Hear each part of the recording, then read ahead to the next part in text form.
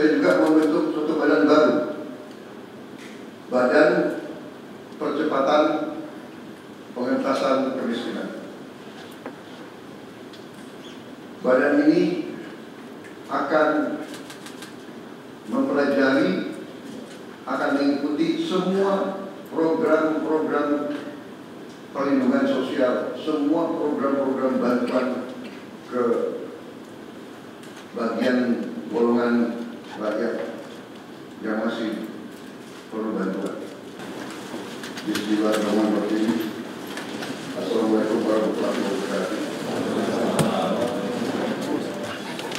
Selamat siang, salam sejahtera bagi kita sekalian. Shalom, Om Swastiastu, Namo Buddhaya, salam kebajikan, rahayu-rahayu. Saudara-saudara sekalian, para anggota kabinet Saudara Siti yang saya hormati dan saya banggakan, Wakil Presiden yang saya hormati, para Menko, Ketua Dewan Ekonomi Nasional, para Ketua Badan, TNI Kapolri dan Agung yang saya hormati, Kepala BIN. Saudara-saudara sekalian, sekarang saya kira adalah suatu momen bersejarah. Ini adalah sidang kabinet paripurna pertama yang saya pimpin. Kabinet yang kita sepakati lebih lama kabinet merah putih untuk menjadi suatu simbol persatuan, simbol kebersamaan, simbol kebangsaan. Saya terus-menerus sudah beberapa tahun ini maju ke hadapan rakyat Indonesia, pada semua pemimpin politik, pemimpin masyarakat, pemimpin agama, pemimpin pengusaha. Saya terus-menerus menekankan pentingnya persatuan, sumber kunci keberhasilan kebangkitan suatu bangsa dalam sejarah manusia berabad-abad. Kuncinya adalah bila elitnya bisa kerjasama, bila elitnya bersatu. Persatuan ini artinya adalah kita bisa sepakati mana adalah kepentingan nasional yang inti, mana adalah kepentingan nasional yang vital bagi kelangsungan hidup bangsa kita. Kita masing-masing punya kepentingan politik masing-masing. Kita masing-masing punya kepentingan kelompok masing-masing. Tapi manakala kita sudah bicara tentang bangsa dan negara, kita harus sepakati kepentingan nasional yang vital. Saya meyakini bahwa kepentingan nasional vital kita tentunya harus kita sepakati adalah kemerdekaan dan keutuhan NKRI, keutuhan Negara Kesatuan Republik Indonesia.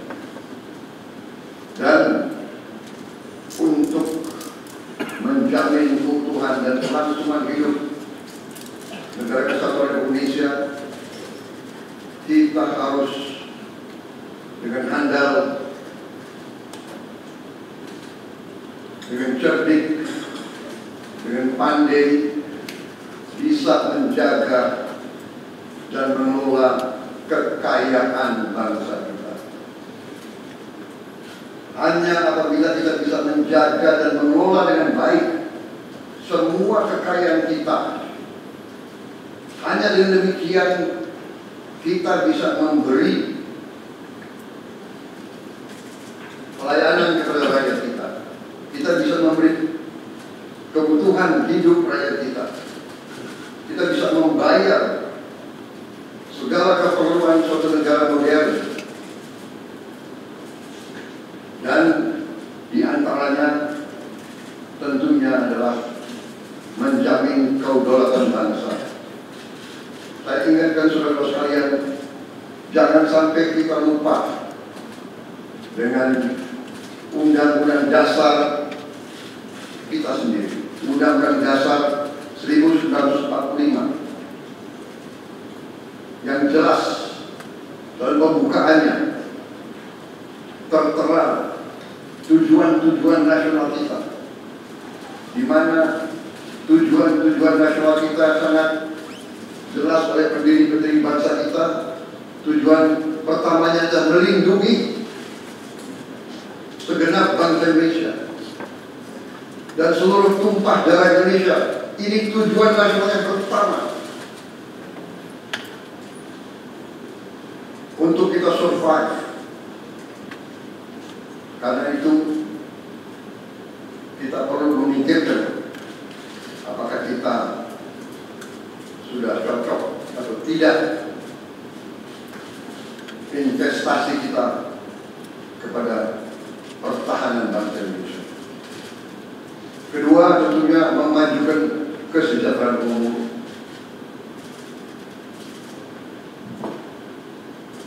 Saya katakan berkali-kali bahwa negara yang merdeka, rakyatnya harus merasakan kemerdekaan. Janganlah kita bangga menjadi anggota G20 kalau rakyat kita masih banyak yang miskin, masih banyak yang lapar. Mencerdaskan kehidupan bangsa mutlak. Pendidikan bagi kita adalah prioritas yang sangat tinggi. Saya kira ini terlihat komitmen kita kepada pendidikan. Kalau tidak salah, alokasi kita dalam anggaran 2025 untuk pendidikan salah satu tertinggi mungkin selama sejarah kita. Untuk pertama kali kita sudah 25%, 20.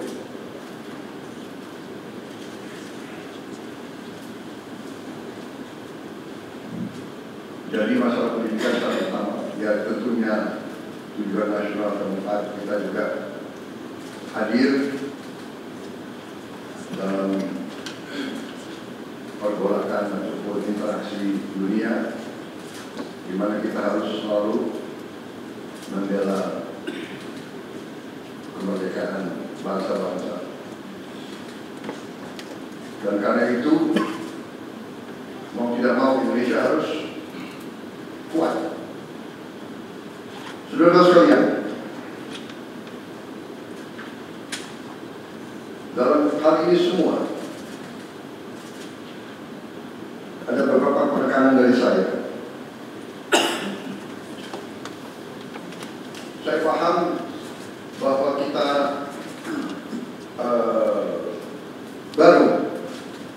baru dilantik, saya saja baru 3 hari, saudara-saudara baru 2 hari, dan saudara-saudara saya persilakan secepat mungkin, terutama bagi menteri-menteri yang baru, silakan konsolidasi sendiri, mengatur sendiri secepat mungkin administrasi saudara dan tim saudara di kementerian dan badan masing-masing. Penyusunan tim sangat penting. tim yang baik, tim yang bisa kerjasama akan memudahkan kita mencapai target-target yang kita tentukan. Saudara-saudara, saya sangat mengutamakan kerjasama sebagai tim. Untuk itu, dalam waktu dekat, saya akan mengajak saudara-saudara ke Magelang, di mana kita akan melaksanakan beberapa hari menambah pembekalan. Kemudian kita akan adakan koordinasi di tempat di Magelang, Jawa Tengah, di kawasan Akademi Militer. Hal itu saya nilai bahwa banyak manfaat, akan membawa banyak manfaat. Karena sesungguhnya lahirnya Republik kita memang proklamasi di Jakarta, tetapi ujian proklamasi berada di daerah-daerah di mana pejuang-pejuang kita melaksanakan perebutan kemerdekaan secara fisik. Dan daerah Magelang merupakan suatu sentra perlawanan kita terhadap penjajah. Mulai ratusan tahun dikenal sebagai daerah perjuangannya Pangeran Diponegoro di antara 5 gunung. Itu saya kira cukup membawa suatu aura tradisi keberanian, tradisi heroisme, tradisi cinta tanah air. Saudara-saudara sekalian, jumlah anggota kabinet kita sebanyak 48 menteri. Juga ada badan-badan yang sangat strategis. Ini memang lebih banyak dari pemerintah sebelumnya. Jumlah ini saya sadari memang bisa dianggap tergolong besar, tapi memang bangsa kita bangsa yang besar. Kita tidak dapat pungkiri bahwa kita negara keempat terbesar di dunia dari jumlah penduduk. Dari luas wilayah kita, luasnya sama dengan Eropa Barat, di mana Eropa itu terdiri dari 27 negara, kita satu negara. Mengelola Eropa itu membutuhkan 27 menteri keuangan, 27 menteri pertahanan, 27 menteri dalam negeri. Saudara, kita seluas Eropa. Saudara sekalian, kita juga memilih sistem politik demokratis. Kalau kita negara otoriter, mungkin kita cukup menjalankan semua dengan jumlah penduduknya sendiri. Jadi saudara, ini tidak masalah. Yang penting kita bekerja dengan efisien. Yang penting kita tidak bekerja dengan seenaknya. Saya minta Menteri Keuangan, saya minta semua Menko, saya minta semua menteri telusuri lagi alokasi APBN, pelajari lagi DIPA, pelajari lagi. Saya minta detail kegiatan-kegiatan yang terlalu seremonial, terlalu banyak seminar, terlalu banyak salah sehat, terlalu banyak konferensi, terlalu banyak perjalanan luar negeri, mohon dikurangi. Kita harus memberi contoh. Fokus kita adalah pembangunan ekonomi, kesejahteraan rakyat ke dalam. Jangan mengada-ada, studi banding, belajar pramuka ke negara lain. Saya minta efisien.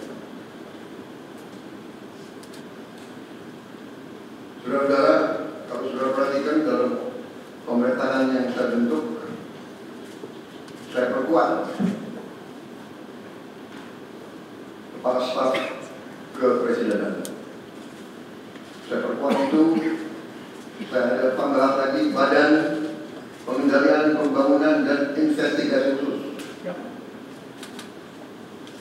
Tugas mereka adalah memonitor semua program, semua proyek yang kita akan lancarkan.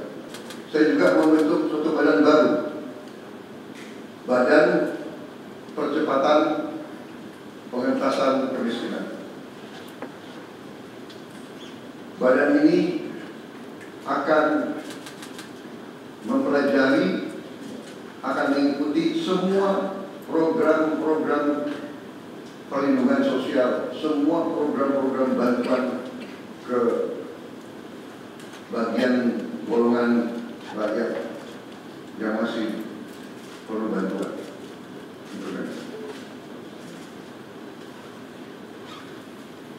Bukan saya ingin mencampuri pekerjaannya kementerian-kementerian, tidak.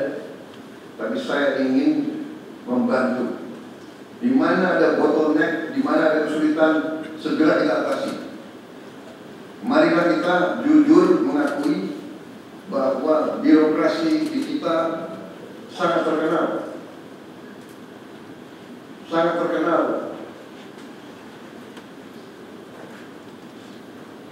Ribetnya. Sangat terkenal, lambatnya, bahkan ada pembicaraan oleh rakyat kita bahwa birokrasi pemerintah kita sering mempersulit, bukan mempermudah keperluan rakyat. Bahkan ada yang mengatakan kalau bisa dibikin sulit, kenapa dibikin mudah? Ini saya minta menteri-menteri sekarang, mari kita lebih berani, mari kita lebih tidak ragu-ragu untuk memberi pelayanan yang terbaik kepada rakyat kita. Jangan ragu-ragu kalau saudara tidak puas dengan pejabat-pejabat di bawah Anda, laporkan, segera kita ganti. Begitu banyak orang yang mau mengabdi. Tidak ada orang di sini yang kebal, yang tidak patuh, tidak bekerja keras untuk bangsa dan negara dan rakyat. Saudara saya beri wewenang, copot segera. Suruh tinggal di rumah aja, daripada bikin susah kita. Saudara-saudara sekalian,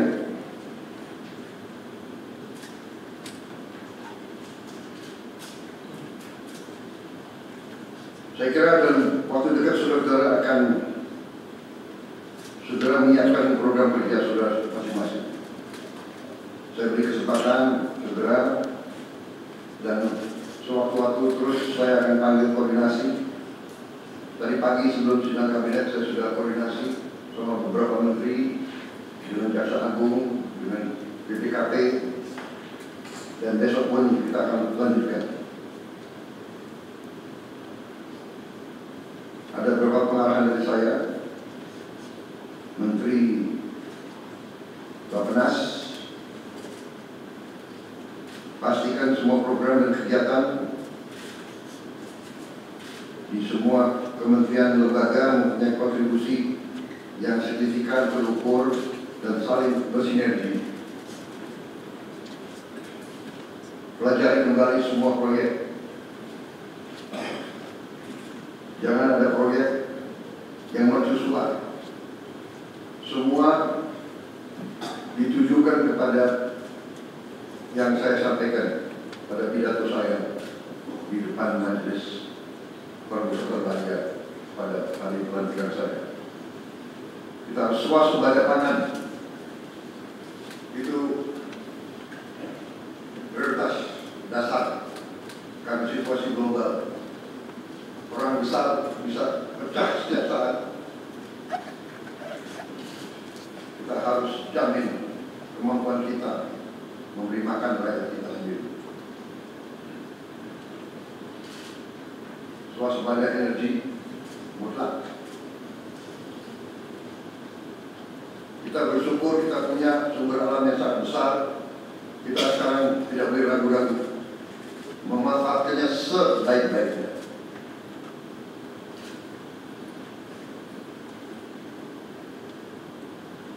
Hilirisasi kunci daripada kemakmuran.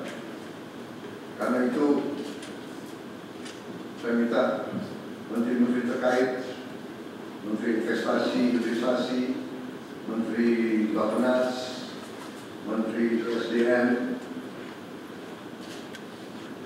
dan beberapa menteri lain dibantu oleh Menko Perekonomian dan Ketua Dewan Ekonomi Nasional. Saya minta segera inventarisir proyek-proyek penting dalam program hilirisasi kita. 26 komoditas, proyek-proyek yang vital dalam 26 komoditas tersebut yang harus dihilirisasi segera dirumuskan, bikin daftar, dan kita segera untuk mencari dana sehingga kita bisa mulai hilirisasi dalam waktu yang sesingkatnya. Kemudian program makan bergizi, Kepala Badan Gizi Nasional dan semua KL untuk siapkan segera kita mulai dengan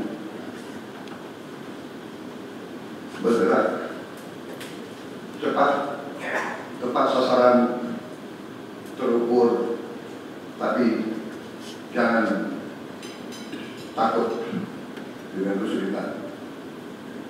Saya masih mendengar beberapa tokoh meragukan kemampuan kita untuk melaksanakan itu. Saya tidak katakan bahwa ini bisa selesai dalam 1 minggu, 2 minggu, atau 3 bulan.